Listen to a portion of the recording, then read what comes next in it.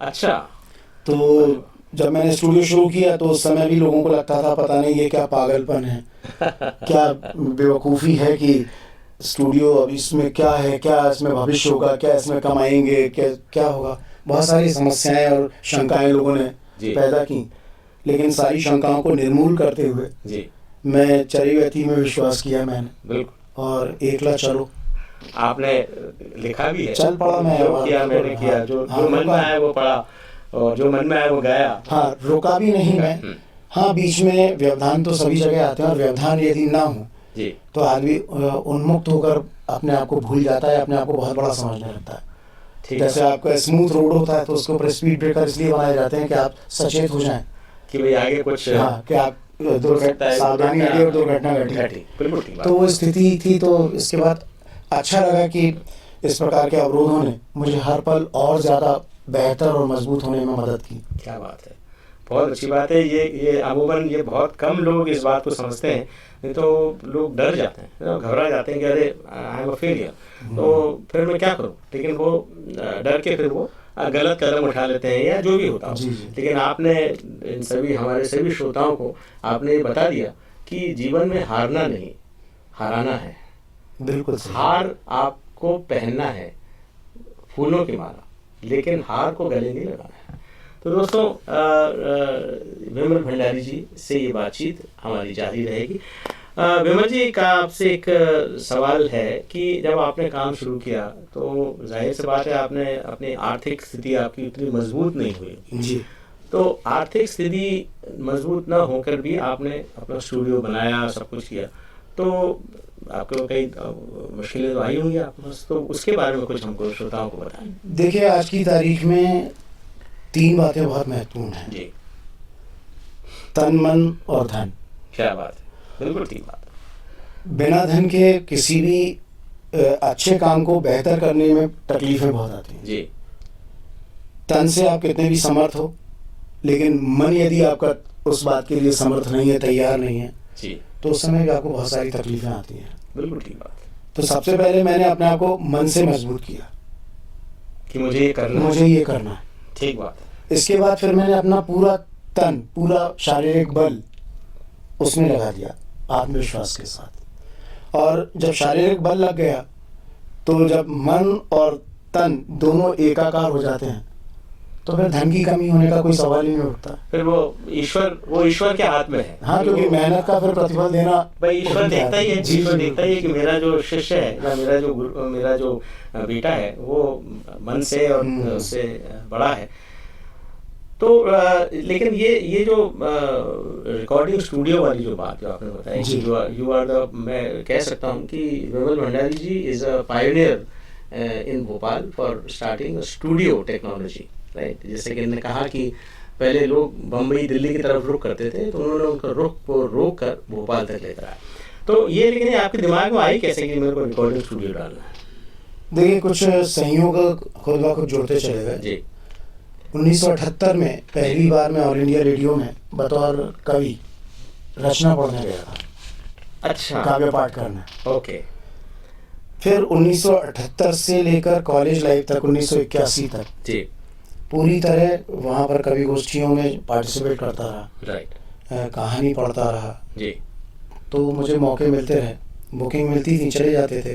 3 महीने में एक कॉन्ट्रैक्ट मिलता था, उसमें 25 रुपये 30 रुपये मिलते थे। क्या बात है, लेकिन उस जमाने के 25 रुपये। और इसके बाद में फिर कौन से साल की बात कर रहे हैं? ये 78 1978 के। अरे बाप रे।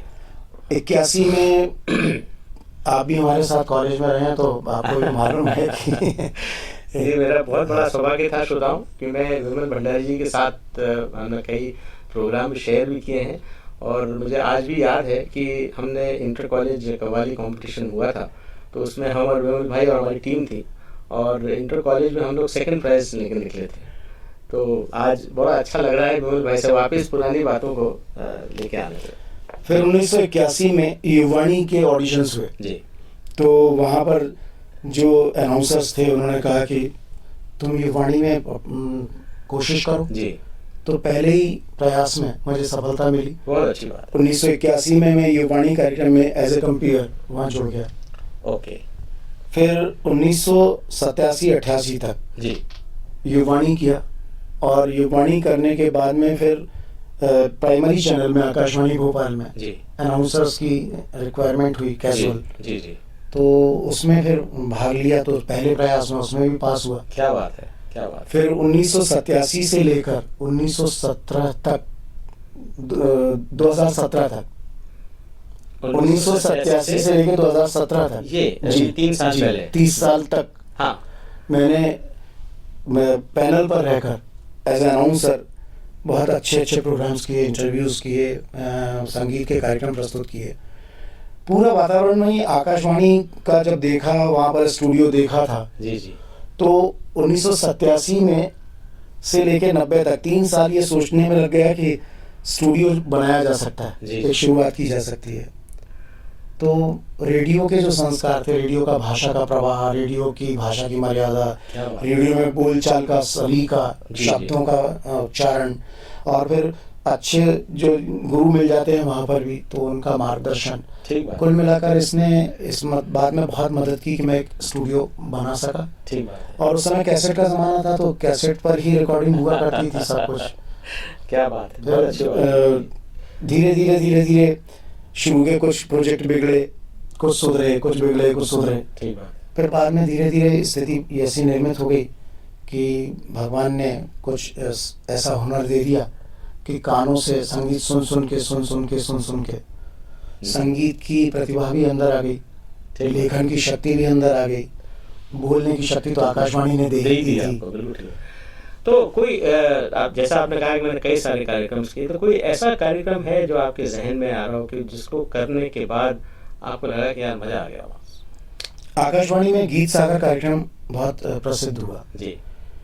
गीत सागर कार्यक्रम में बहुत सारे एक आधे घंटे का चंक होता था, और उसमें आपको गीतों में की प्रस्तुति करनी होती थी। जी जी किसी विषय पर ले सकते हैं, किसी आयोजन, मतलब ये कहना चाहिए दिवस होता था, खास दिवस होता था, गणतंत्र दिवस, स्वतंत्रता दिवस, सुभाष चंद्र बोस जयंती, या जो भी इस प्रकार के कार्यक्रम, उन पर विशेष कार्यक्रम तैयार करना। ओके। कुछ विशेष शब्दों पर बात करना, जैसे नज़र, आँखें, अच्छा, ऐसे ओके। विषय चुनकर तो इस पे प्रोग्राम होता था? इस पे प्रोग्राम होता था, और वो प्रोग्राम करते थे, जी। उसकी स्क्रिप्ट खुद को लिखनी होती थी। अच्छा। तो शुरू में तो मैंने स्क्रिप्ट लिखी, बाद में वहाँ पर बंदिश थी कि स्क्रिप्ट के बिना आप प्रोग्राम नहीं करेंगे। फिर मैंने स्क्रिप्ट को धीरे से दरकिनार कर दिया अच्छा। और मैं लाइव रेडियो पर रहने लगा, तो उसमें मुझे ज़्यादा अच्छा लगा, अच्छा आनंद आता था, क्योंकि बंदी बंधाई स्क्रिप्ट में जरा इधर उधर हुए और आप भटके। एग्जैक्टली, एक बार तो इसलिए वो हमने पूरे समय उस पर ध्यान दिया। आप चलते चले गए, तो लोगों में लगता तो होगा बस कि यार ये विमल भाई आगे बढ़ रहे हैं, तो कई लोगों ने आपको हतोत्साहित भी किया होगा और हतोत्साहित जब किया होगा तो शुरू में तो आपको लगा अरे यार क्या हो गया, लेकिन बाद में फिर आपने तो ये इसको कैसे आपने कंट्रोल किया? आपने एकलव्य की कहानी सुनी हमने, तो द्रोणाचार्य जी ने एकलव्य को हतोत्साहित ही किया था। ठीक बात है। यदि उन्होंने हतोत्साहित नहीं किया होता तो एकलव्य बहुत अच्छा धनुर्धर नहीं बन सकता था।